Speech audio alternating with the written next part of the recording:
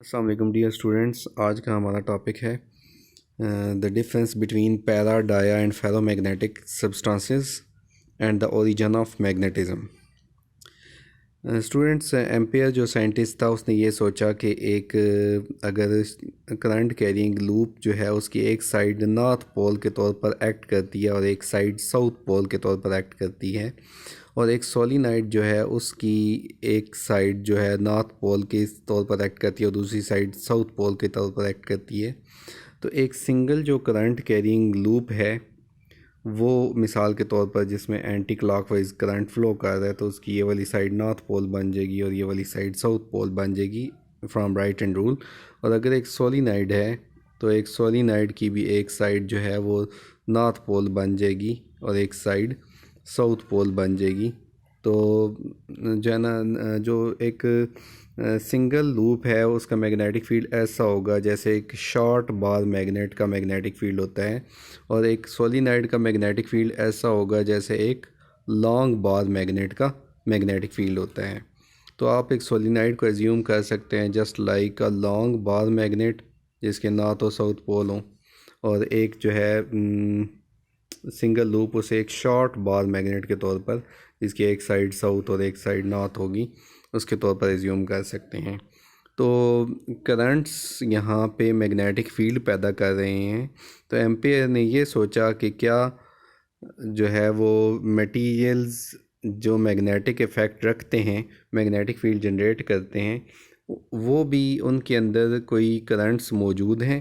तो जब एटम का जो स्ट्रक्चर था वो डिस्कवर हुआ तो उससे एम्पियर ने यह अंदाज़ा लगाया कि एटम के अंदर जो रिवॉल्विंग इलेक्ट्रॉन्स हैं वो एक करंट कैरिंग लूप बनाते हैं। मींस न्यूक्लियस के गिर्द जो इलेक्ट्रॉन्स हैं वो एक लूप में मूव कर रहे हैं।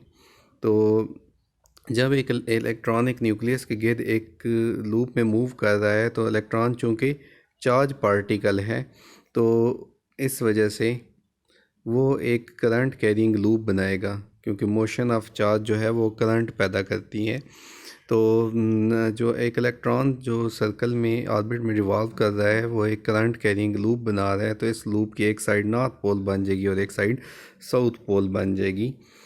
इसी तरह इलेक्ट्रॉन जो है अपने ऑर्बिटल मोशन के साथ साथ स्पिन मोशन भी कर रहा है, और स्पिन मोशन को अगर हम देखें तो उसे हम एज्यूम कर सकते हैं कि इलेक्ट्रॉन एक चार्ज स्फीयर है जो अपने ऑर्बिट के अपने एक्सिस के गिर्द घूम रहा है, स्पिन मोशन कर रहा है। तो जब एक स्फीयर स्पिन मोशन करता है तो उसके भी एक्सिस की एक साइड नॉर्थ और एक साइड साउथ बन जाती है। तो इस तरीके से हम ये अंदाज़ा लगा सकते हैं कि मैग्नेटिज़म का ओरिजिन क्या है। मैग्नेटिज़म का ओरिजिन ये है कि इलेक्ट्रॉन की ऑर्बिटल और spin motion magnetic field generate करती है। इलेक्ट्रॉन की ऑर्बिटल मोशन की वजह से भी मैग्नेटिक फील्ड जनरेट होता है और इलेक्ट्रॉन की स्पिन मोशन की वजह से मैग्नेटिक फील्ड जनरेट होता है। बहुत माइनर सा मैग्नेटिक फील्ड न्यूक्लियस भी जनरेट करता है, लेकिन वो नेग्लिजिबल होता है as compared to the magnetic field of electron. तो हम उसे इग्नोर कर सकते हैं। तो हम ये फाइनल कंक्लूजन निकालते हैं कि जो मैग्नेटिक प्रॉपर्टीज़ हैं उनका ताल्लुक़ इलेक्ट्रॉन्स की ऑर्बिटल और स्पिन मोशन की वजह से है। इस लिहाज से हम तीन मेजर जो ब्रांचेज़ हैं, मेजर पार्ट्स में डिवाइड करते हैं हम तमाम मटेरियल्स को, para dia and ferromagnetic substances. तो सबसे पहले पैरामैग्नेटिक सब्सटेंसेस हैं। पैरामैग्नेटिक सब्सटेंसेस ऐसे सब्सटेंसेस होते हैं जिनमें जो ऑर्बिटल मोशन की वजह से पैदा होने वाला मैग्नेटिक फील्ड है तमाम इलेक्ट्रॉन्स का, और जो स्पिन मोशन की वजह से पैदा होने वाला मैग्नेटिक फील्ड है तमाम इलेक्ट्रॉन्स का, वो आपस में कोऑर्डिनेट करते हैं और पैरेलल होते हैं, जिसकी वजह से एटम का एक नेट मैग्नेटिक फील्ड होता है। तो एटम एक टाइनी मैग्नेट के तौर पर बिहेव करता है। तो ऐसे सब्सटेंसेस जिनमें एटम एक टाइनी मैग्नेट के तौर पर बिहेव करता है वो कहलाते हैं paramagnetic substances. For example tungsten, aluminium, sodium वगैरह जो है ये पैरामैग्नेटिक सब्सटेंसेस हैं, क्योंकि इनमें इनके जो एटम्स हैं वो मैग्नेट के तौर पर, टाइनी मैग्नेट्स के तौर पर बिहेव करते हैं। अब उसके बाद है डायामैग्नेटिक सब्सटेंसेस। डायामैग्नेटिक सब्सटेंसेस कौन से होते हैं? ऐसे सब्सटेंसेस जिनमें तमाम इलेक्ट्रॉन्स की ऑर्बिटल मोशन से पैदा होने वाला मैग्नेटिक फील्ड और तमाम इलेक्ट्रॉन की स्पिन मोशन की वजह से पैदा होने वाला मैग्नेटिक फील्ड आपस में कैंसल आउट हो जाते हैं और एटम का कोई नेट मैग्नेटिक फील्ड नहीं होता। मींस तमाम इलेक्ट्रॉन्स की ऑर्बिटल मोशन की वजह से पैदा होने वाला इलेक्ट्रिक फील्ड और तमाम इलेक्ट्रॉन की स्पिन मोशन की वजह से पैदा होने वाला मैग्नेटिक फील्ड वो एंटी पैरेलल होते हैं और कैंसिल कर देते हैं, जिसकी वजह से एटम मैग्नेट के तौर पर बिहेव नहीं करता। ठीक है, एटम का कोई मैग्नेटिक डाइपोल मोमेंट नहीं होता। इस वजह से ये मटेरियल कहलाते हैं diamagnetic material. For example copper है, बिस्मथ है, एंटीमनी है। तो ये जो है डायामैग्नेटिक मटेरियल्स की एग्जांपल्स हैं। उसके बाद है फेरोमैग्नेटिक मटेरियल्स। फेरोमैग्नेटिक मटेरियल्स कौन से होते हैं? ये वो मटेरियल्स होते हैं कि जिनमें तमाम इलेक्ट्रॉन्स की ऑर्बिटल और स्पिन मोशन की वजह से मैग्नेटिक फील्ड तो पैदा होता है और ये प्रॉपर्टी वो रखते हैं जो पैरामैग्नेटिक वाली प्रॉपर्टी है। लेकिन इसके साथ साथ एडिशनल क्या होता है कि तमाम एटम्स की वजह से पैदा होने वाला मैग्नेटिक फील्ड वो भी आपस में पैरेलल हो सकता है एक छोटे रीजन के अंदर, जिसे हम डोमेन कहते हैं। तो एक डोमेन में जितने भी एटम्स होते हैं वो मैग्नेट के तौर पर बिहेव करते हैं और तमाम एटम्स का मैग्नेटिक फील्ड भी आपस में अलाइंड होता है। मीन जितने भी एटम होंगे उनका मैग्नेटिक फील्ड एक डोमेन के अंदर, फॉर एग्जांपल ये एक डोमेन है तो इसमें जितने भी एटम्स हैं उनका मैग्नेटिक फील्ड एक ही डायरेक्शन में होगा। तो ऐसे मटेरियल जिनमें डोमेन्स पाई जाती हैं और डोमेन्स में चूँकि बहुत सारे एटम आपस में कोऑपरेट कर रहे होते हैं और एक स्ट्रॉन्ग मैग्नेटिक फील्ड पैदा कर रहे होते हैं, तो ये डोमेन्स जो है ये एक नेट मैग्नेटिक फील्ड रखती हैं। तो ऐसे मटेरियल कहलाते हैं फेरोमैग्नेटिक मटेरियल। मिसाल के तौर पर आयरन एक फेरोमैग्नेटिक मटेरियल है, तो उसमें डोमेन्स पाई जाती हैं।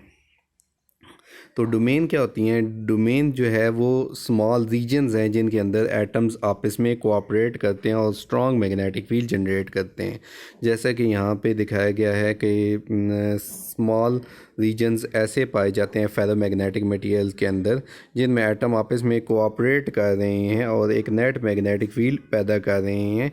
तो तमाम डोमेन्स जो है उनका मैग्नेटिक फील्ड डिफरेंट डायरेक्शन में है। तो ओवरऑल एक पीस अगर आप आयरन का लें तो वो मैग्नेट के तौर पर बिहेव नहीं कर रहा होगा, क्योंकि डिफरेंट डोमेन्स के मैग्नेटिक फील्ड डिफरेंट डायरेक्शंस में होंगे, जिसकी वजह से एक स्पेसिमेन है उसका मैग्नेटिक फील्ड ज़ीरो होगा। लेकिन जब हम स्पेसिमेन को एक्सटर्नल मैग्नेटिक फील्ड के अंदर रखेंगे, फॉर एग्जांपल एक सोलेनाइड के अंदर रखेंगे, तो उससे क्या होगा? उससे ये होगा कि इन डोमेन्स के मैग्नेटिक फील्ड एक पर्टिकुलर डायरेक्शन में अलाइन हो जाएंगे। मिसाल के तौर पर अगर हमने इसको रखा है एक ऐसे मैग्नेटिक फील्ड के अंदर जिसमें आउटसाइड इधर नॉर्थ है और इधर साउथ है, तो ये डोमेन्स जो है इस तरह से आपस में अरेंज हो जाएंगी कि किसी भी डोमेन का जो साउथ होगा वो नॉर्थ वाली एक्सटर्नल मैग्नेटिक फील्ड के जो नॉर्थ वाली साइड पे होगा और डोमेन का जो नॉर्थ होगा वो एक्सटर्नल मैग्नेटिक फील्ड के साउथ की साइड पे होगा। तो सारी जो डोमेन्स होंगी वो कोशिश करेंगी कि अपने आप को एक्सटर्नल मैग्नेटिक फील्ड के हिसाब से अलाइन कर लें और ये एक्सटर्नल मैग्नेटिक फील्ड को स्ट्रेंथन करती हैं। सेम तरीके से जैसे कि कैपेसिटर के अंदर हम जो है किसी मटेरियल को रखते हैं, इंसुलेटर को, तो वो पोलराइज हो जाता है।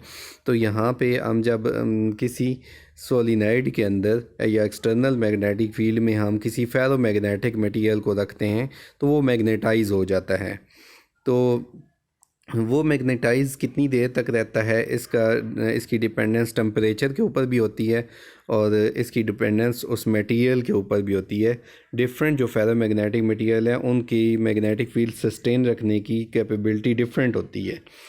तो फॉर एग्जांपल जो है ना, ऐसे मटेरियल जो कि जल्दी अपना मैग्नेटिक फील्ड लूज़ कर देते हैं वो कहलाते हैं सॉफ्ट फेरोमैग्नेटिक मटेरियल्स, और जो अपना मैग्नेटिक फील्ड रिटेन रख सकते हैं वो कहलाते हैं hard ferromagnetic materials. For example iron एक सॉफ्ट फेरोमैग्नेटिक मटेरियल है, जबकि इसके मुकाबले में जो स्टील है वो हार्ड फेरोमैग्नेटिक मटेरियल है। आयरन को मैग्नेटाइज और डीमैग्नेटाइज करने के लिए कम एनर्जी की ज़रूरत होती है, जबकि स्टील को मैग्नेटाइज और डीमैग्नेटाइज करने के लिए ज़्यादा एनर्जी की ज़रूरत होती है। उसके बाद एक लास्ट डेफिनेशन है क्यूरी टेम्परेचर।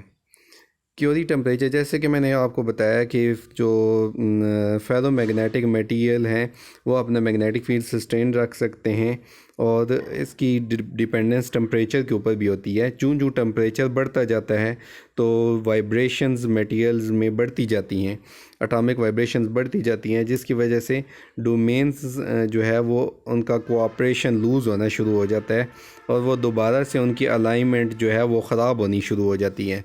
तो जब वो अपन डोमेन्स के अंदर एटम्स जो है वो अपनी जो कोऑपरेशन है वो लूज़ कर देते हैं तो डोमेन्स ख़त्म हो जाती हैं और एटम का सेपरेट मैग्नेटिक फील्ड तो बरकरार रहता है, लेकिन उनका कोऑपरेशन एट डिफरेंट एटम्स का डोमेन्स के अंदर ख़त्म हो जाता है, जिसकी वजह से डोमेन्स जो है वो मैग्नेटाइज नहीं रहती हैं और मटेरियल जो है वो फेरोमैग्नेटिक की बजाय पैरामैग्नेटिक बन जाता है ऐसे टेम्परेचर से ऊपर, जिसको हम कहते हैं क्यूरी टेम्परेचर। तो क्यूरी टेम्परेचर से नीचे एक मटेरियल जो है वो फेरोमैग्नेटिक होता है और उससे ऊपर पैरामैग्नेटिक होता है। फॉर एग्जांपल आयरन के लिए ये टेम्परेचर है 750 डिग्री सेंटीग्रेड और ये इंपॉर्टेंट एमसीक्यू है। आयरन का क्यूरी टेम्परेचर 750 डिग्री सेंटीग्रेड है, इससे ऊपर ये पैरामैग्नेटिक होगा। एटम तो इसके मैग्नेट के तौर पर, टाइनी मैग्नेट्स के तौर पर बिहेव करेंगे, लेकिन डोमेन्स एग्जिस्ट नहीं करेंगी, जबकि इस टेम्परेचर से नीचे आयरन में डोमेन्स एग्जिस्ट करेंगी। तो स्टूडेंट्स, ये आज का हमारा टॉपिक था जिसमें हमने ओरिजिन ऑफ मैग्नेटिज़म को पढ़ा है और डिफरेंट मटेरियल्स को कैटेगराइज किया है पैरामैग्नेटिक, डायमैग्नेटिक और फेरोमैग्नेटिक मटेरियल में। तो स्टूडेंट्स, नेक्स्ट लेक्चर में मुलाकात होगी नेक्स्ट टॉपिक के साथ। अल्लाह हाफिज़।